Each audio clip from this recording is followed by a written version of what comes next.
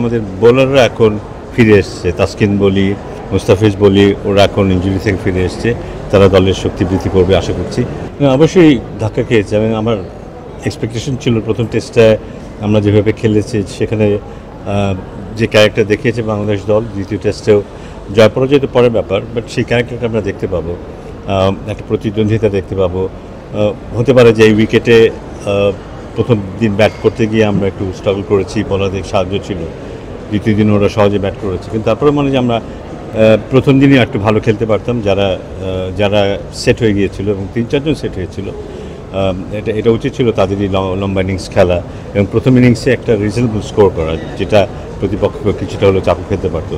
তো সেটা করতে না পারাটা বোধহয় আমাদেরকে বিপদে ফেলেছে। এবং দ্বিতীয় ইনিংসে বোধহয় উইকেটে আমি যেহেতু খেলাটা দেখিনি বুঝতে পারছি না, বাট আমার মনে হয় যে হয়তো প্রেশার হোক বা হোয়াট এভার আমরা সেটা নিতে পারিনি এবং এখন আমরা বেশ একটা কণ্ঠাসা অবস্থাতেই আছি।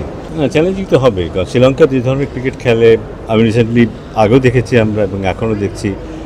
ওরা যে আক্রমণাত্মক ক্রিকেট খেলে এবং টেস্টে ওরা ওয়ানডের মতো করেই খেলেছে বলা যাবে। কিন্তু আমাদের আসার কথা হচ্ছে যে আমাদের বোলাররা এখন ফিরে এসছে, তাসকিন বলি, মুস্তাফিজ বলি, ওরা এখন ইনজুরি থেকে ফিরে এসছে। তারা দলের শক্তি বৃদ্ধি করবে আশা করছি। ব্যাটিংয়ে আমাদের অনেক নতুন খেলোয়াড় যুক্ত হবে এই সাদা বলের ক্রিকেটে, সেটা একটা আশার কথা।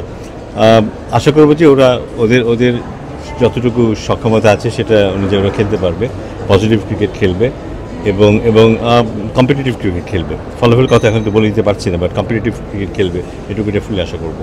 না, আলাদা কোনো প্রত্যাশা তো থাকবে না। তার কাজ হলো দলকে নেতৃত্ব দেওয়া এবং ভালোভাবে দলকে নেতৃত্ব দেওয়া, দলের যত খেলোয়াড় যারা আছে তাদের কাছ থেকে সেরা খেলাটা বের করে নিয়ে আসা এবং তার নিজস্ব যে পারফরমেন্স আছে, ওয়ান ডেতে সে সবসময় ভালো পারফর্ম করে এসছে, সেখানে সেটা যেন সে কন্টিনিউ করতে পারে, সেটা আশা করবো। দেশ জুড়ে তোলপাড় ওয়ালটন ফ্রিজ কিনে আপনিও হয়ে যেতে পারেন মিলেনিয়ার।